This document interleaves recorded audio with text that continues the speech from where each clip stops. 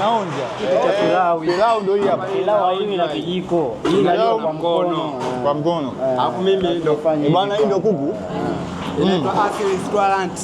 Asili nini? Asili Restaurant. Restaurant hiyo.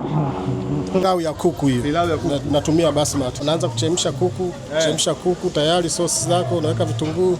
Baada ya hapo unaweka mchele. Umeanza kupakua viku. Kwa nini?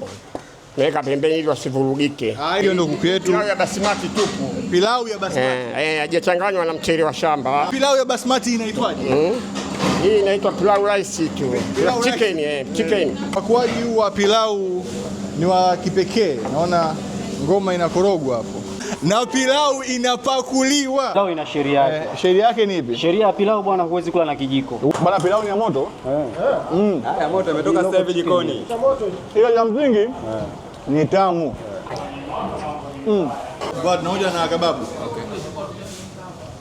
Vipi ladha yake? Nzuri kabisa. Iko vizuri. Katresi ni viazi mixa nyama. Kuonja. Hapa tuko maduka mawili.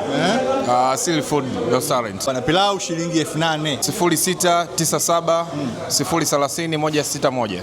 Kwa hiyo hii ndio kachumbari yake. Kachumbari yake na pilipili. Okay. Sasa peleka mezani mzee, twende tukaonje. Mambo ya kuonja kama haya.